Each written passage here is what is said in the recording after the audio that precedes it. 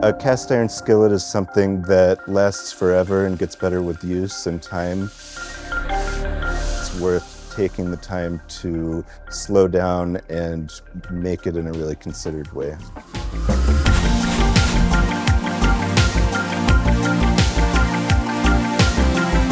Hi, I'm John Truex at Burrow Furnace in Owego, New York. Liz Saru and I make handcrafted cast iron cookware by hand from recycled materials. Today we'll be making a 10.5-inch frying skillet. It takes about 2 days from beginning to end for each skillet, and we make those in batches. It's a laborious process. The first step in the process is using scrap cast iron. We use old brake rotors, melt that down, and meanwhile make a sand mold for each casting. Each sand mold is expendable. It gets used once and then broken back down into sand grains. We'll pack that sand around a form and book match 2 mold halves together to leave a cavity on the inside of the mold for the iron to pour into.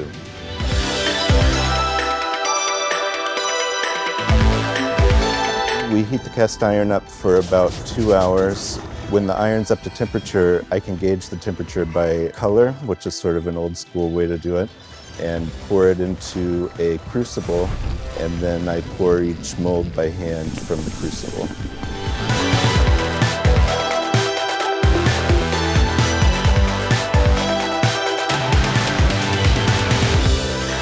Safety equipment's always important. When we're dealing with the iron, the temperatures are up to 2,500 Fahrenheit. The metal actually puts off a lot of UV light, so I'll be wearing splatter guards and a face shield and a respirator to make sure I'm protected from that.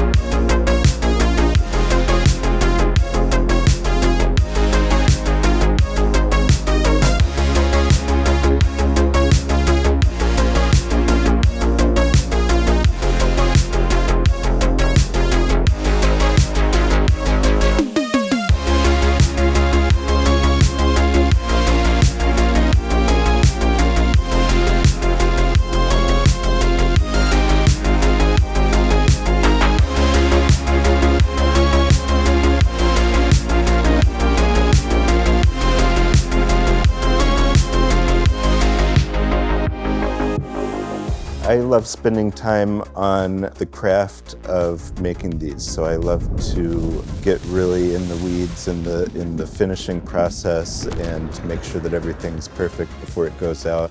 Since these are products that people will hopefully have for their whole lifetime, I really enjoy spending the time to make sure that each thing going out has sort of a personal touch.